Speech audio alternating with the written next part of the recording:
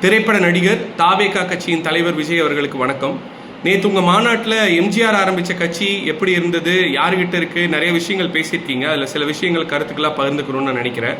Number 1, ஊழலை ஒழிக்கணும்னு சொல்லியிருக்கீங்க. கண்டிப்பாக தமிழ்நாடு மட்டும் இல்லை, இந்தியா முழுவதும் பல இடங்களில் பல இடத்துல ஊழல் புகுந்திருக்கு. அதை ஒழிக்கணுங்கிறது பல அரசியல் தலைவர்களோட எண்ணமும் கூட. நீங்களும் அதுதான் சொல்கிறீங்க, அதில் எந்த மாற்று கருத்து இல்லை. ஆனால் நீங்கள் 30 வருஷமாக இருந்தால் உங்கள் துறையில் இருக்கிற ஊழலை நீங்கள் முதலாக களை எடுக்கணுங்கிறத என்னோட கருத்து. ஏன்னா ஒரு படம் ரிலீஸ் ஆகுதுன்னா அரசாங்கம் 100-150 ரூபாய் ஏதோ விலை நிர்ணயம் செய்திருக்கு, அதுக்கு தான் படத்து டிக்கெட்டு விற்கணும். ஆனால் முதல் வாரம் 2000, 3000, 5000 ரூபா வரைக்கும் டிக்கெட்டுகள் விற்கப்படுது. அதை வாங்குறது யாருன்னா ரசிகர்கள். அதையும் தாண்டி பணம் இருக்கிறவங்க வாங்குறாங்கன்னா அது பரவாயில்ல. ஏழை எளிய மக்கள், ஆட்டோ ஓட்டுறவங்க, ரொம்ப முடியாதவங்க, டெலிவரி கொடுக்குறவங்க, சம்பளம் ரொம்ப கம்மியாக இருக்கவங்க நிறைய பேர் வந்து வாங்கி அதை வந்து கொடுக்குறாங்க. இன்னைக்கு தேட்டருக்காரங்க அப்படி காசு வாங்க முடியும் அப்படிங்கிறனாலலாம் அவங்க தைரியமாக ப்ரொடியூசர்கிட்ட இருந்து படத்தை வாங்குறாங்க. ப்ரொடியூசர் அதனால தான் தைரியமாக உங்களுக்கு 250 கோடி ரூபா சம்பளத்தையும் கொடுக்குறாங்க.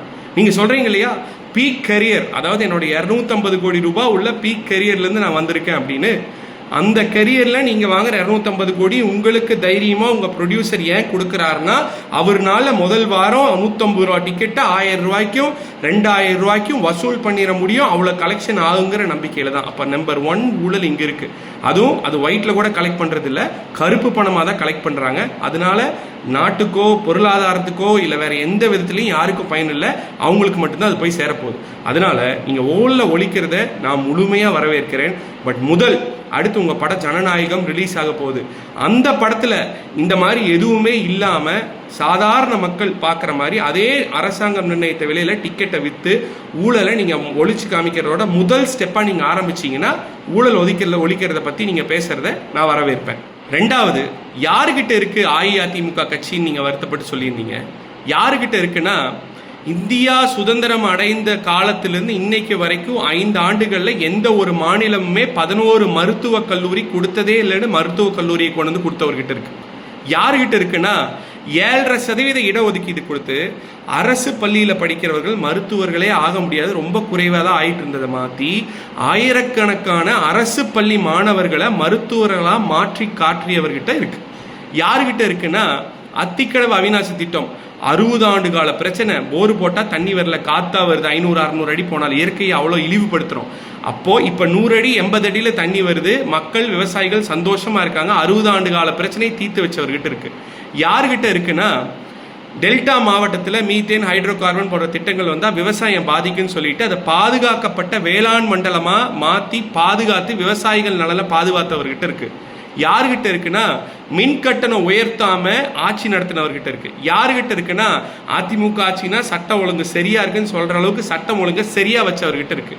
யாருக்கிட்ட இருக்குன்னா, இன்னைக்கு அவர் ஆட்சி செஞ்ச காலத்துல கொரோனா வந்தப்ப சரியா கையாண்ட மாநிலங்கள்ல முதன்மை மாநிலமா பேர் வாங்கினவர்கிட்ட இருக்கு.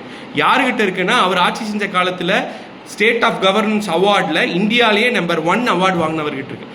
யாருக்கிட்ட இருக்குன்னா, உங்களை மாதிரி அப்பா அவர்கள் திரைப்படத்துறையில் இருந்தங்காட்டிக்கு திரைப்படத்துறையில் இருந்து உங்களோட லான்ச் நல்லா இருக்கணும், நீங்கள் நல்லா ஃபேமஸ் ஆகணும்னு புரட்சி கலைஞர் மரியாதைக்குரிய விஜயகாந்த் அவர்களோட உங்களை சேர்த்து நடிக்க வச்சு நீங்கள் அப்போ தான் ஒரு ஃபேமஸ் ஆக முடியும். ஒரு சில்வர் ஸ்பூன் மாதிரி உங்களுக்கு அரணாக இருந்து பாதுகாத்து உங்கள் அப்பா வந்து லான்ச் பண்ணி சினிமா துறையில் உங்களை எடுத்து வந்து விட்டார் இல்லையா, அந்த மாதிரி அப்பா சப்போர்ட்டெல்லாம் இல்லாமல் சாதாரண சிலுவம்பாளையம் அப்படிங்கிற ஒரு கிராமத்தில் பிறந்து வளர்ந்து ஒரு கிளை செயலாளராக ஆரம்பித்து எந்த ஒரு முகவரியுமே இல்லாமல் இன்னைக்கு முன்னாள் முதலமைச்சரா எதிர்கட்சி தலைவரா சுயம்புவா உங்களை மாதிரி அப்பாவோட சப்போர்ட் இல்லாமல் வளர்ந்து வந்தவர்கிட்ட இருக்கு.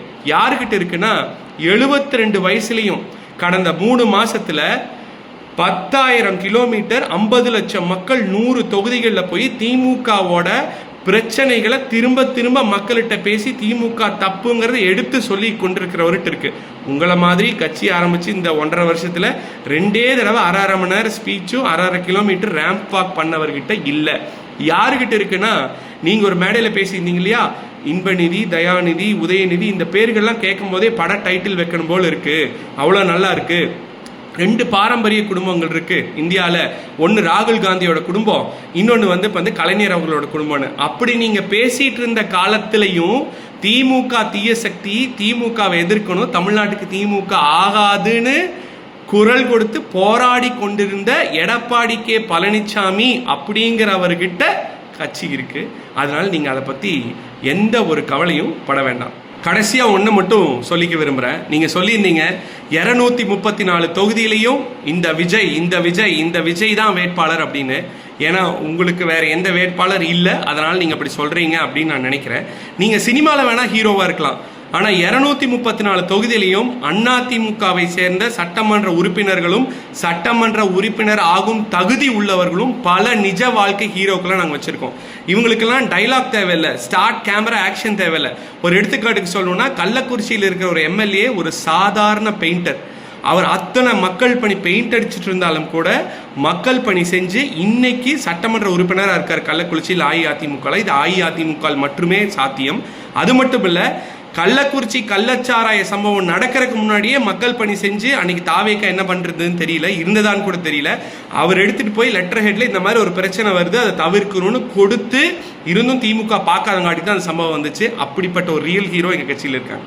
அது மட்டும் இல்லை, நான் இருக்கிற தொகுதியை சேர்ந்த ஒரு எம்எல்ஏ போன வாரம் ஒரு கோயிலுக்கு போயிருந்தப்போ ஒரு மாற்றுத்திறனாளி ஒரு பையன் முடியல அப்படின்னு சொல்றப்போ அந்த பையனுக்கு எலக்ட்ரிக் வெஹிக்கிள் வாங்கி கொடுத்து அந்த பையனுக்கு லோக்கோமோஷன் போக வர ஈஸியாக இருந்தால் நல்லா படிக்க முடியும், நல்லா இருக்க முடியும்னு வாங்கி கொடுத்துருக்காரு.